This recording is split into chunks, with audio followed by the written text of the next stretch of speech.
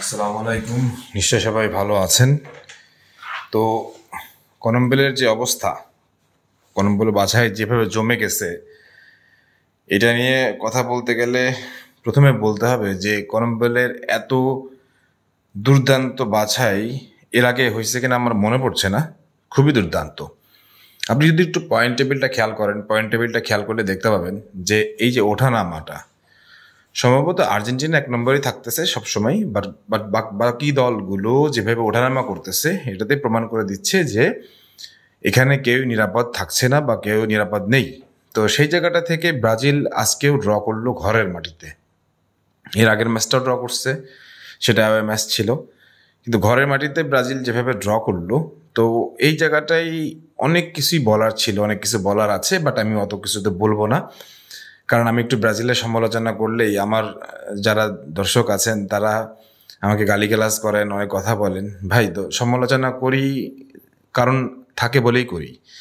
আর Vinicius জুনিয়রের সমালোচনা করার জন্য অনেকে আমাকে গালিগালাজ করছেন। আমি আমি সত্যি বলতেছি, ভিনিসিয়াস জুনিয়রের কি রোল মানে এই মানে এই ব্রাজিল টিমে আমি সেটা বুঝতে পারি না। রিয়াল মাদ্রিদের স্পষ্ট বোঝা যায়, মানে কিন্তু ব্রাজিল টিমে বোঝা যায় না। হতে পারে এটা ডোরিভাল জুনিয়রের সমস্যা, হতে পারে এটা ভিনিসিয়াসের সমস্যা, বাট আসলে আমি বুঝি না।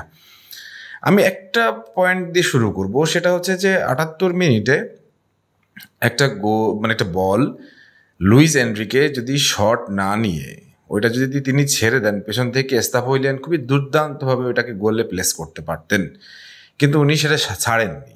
এস্তাফোইলিয়ান বলটাও পাননি। এই যে টিম কম্বিনেশনের অভাবটা, এটা প্রত্যেকটা জায়গাতেই ফুটে উঠছে। এবং আমি তো দেখলাম যে প্রতিটা প্লেসে এই টিম কম্বিনেশনের দুর্দান্ত অভাব। এবং একটা জিনিস আমার কাছে মনে হচ্ছে যে বারবার আমি বলার চেষ্টা করছি যে কোচ ডরিফাল জুনিয়র কেন টিম কম্বিনেশনটা ঠিক করছেন না, কেন টিম বন্ডিংটা কেন ভালো করছেন না, কেন করতে চাচ্ছেন না। এই ব্যাপারগুলো আসলে একটু ভাবাচ্ছে আমাকে। সম্ভবত এই জিনিসগুলো হয়তো উনি আরো অনেক কাজ করবেন। তারপরে ব্রাজিল এখন পয়েন্ট টেবিলে 5-এ নেমে গেল। যারা 3-এ উঠে যাওয়াতে খুশি হয়েছিলেন তারা আবার হয়তো একটু খুশি হবেন। কিন্তু ফ্যাক্ট ইজ ব্রাজিল যেভাবে কয়েকদিন আগেও দেখলাম ঘুরে দাঁড়াচ্ছিল, আজকের ম্যাচে আমাকে মনে হলো যে ঠিক ওই খেলাটা আমি দেখতে পেলাম না। রাফিনহাকেও অনেকটা নিষ্প্রভ মনে হইলো। ইগার জেসুস সহজ কিছু সুযোগ মিস করলো। আর গার্সনের কথা আমি এর আগের ভিডিওতে বলছি, সে লং রেঞ্জ শট তাকে ডরিভাল জুনিয়র ট্রাই করাই, এবং সে লং রেঞ্জ শট এর আগের ম্যাচে কার্যকরী হয় না, কিন্তু এবার কার্যকরী হয়ে গেছে। এই লং রেঞ্জ শটে সে গোলটা করছে। এর আগের ম্যাচে অনেকগুলো ট্রাই করছিল, কিন্তু এই শটটা আমার কাছে মনে হয়েছে যে এটা দুর্দান্ত গোলই হবেন। তার চেয়ে অবশ্য দুর্দান্ত গোল ফ্রেডরিক ভালভার্দের ওই গোলটা।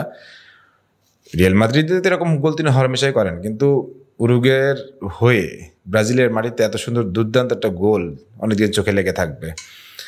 আর উরুগুয়ের টিমটা তো খারাপ না। উরুগুয়ের টিমের আপনি সবাইকে দেখেন, সবাই মোটামুটি স্প্যানিশের লা লিগা, তারপরে প্রিমিয়ার সব জায়গাতেই খেলে। এদের টিমটা তো দুর্দান্ত, কিন্তু ব্রাজিল তো ব্রাজিলের জায়গায় আমি উরুগুয়েকে ওইভাবে চিন্তা করবো না।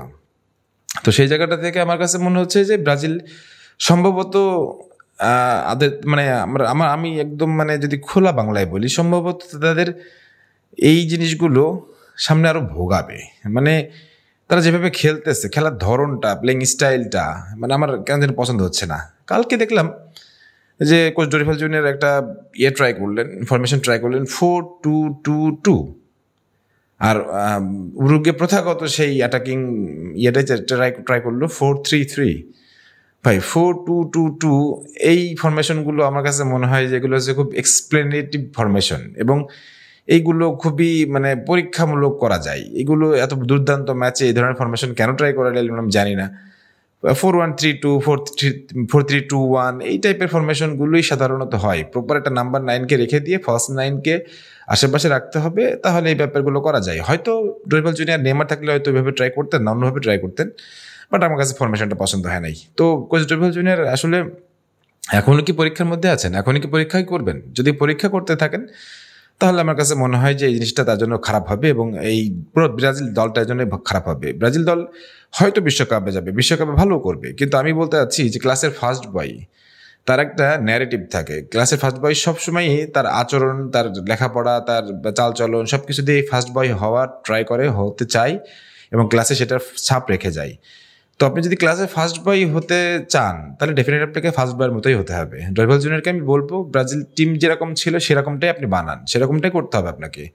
ব্রাজিলের দায়িত্ব নিয়েছেন, হাল ছেড়ে দিলে তো হবে না।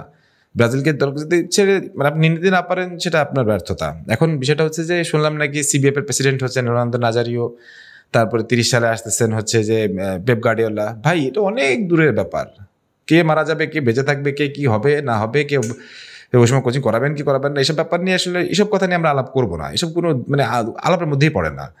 বর্তমান ব্রাজিলটা দুর্দান্ত হোক, ঘুরে দাঁড়াক, এটাই আশা করব। আর আর্জেন্টিনা কালকে লাউতারো মার্টিনেজ দেখলাম একটা দুর্দান্ত গোল করছে, সেটাও অনেকটা বাইসাইকেল বলবো না আমি, আমার কাছে মনে হচ্ছে হেলিকপ্টার শট টাইপের অনেকটা। তো আর্জেন্টিনা বেশ ভালো খেলেছে, আর্জেন্টিনা টিমের জন্য শুভকামনা, ব্রাজিলের জন্য শুভকামনা। কনম্বেলে আরও দুর্দান্ত কিছু ম্যাচ হবে আমার মনে হচ্ছে, দেখা যাক বাকিটা কি হয়। সবাই ভালো থাকবেন, সুস্থ থাকবেন, আল্লাহ হাফেজ।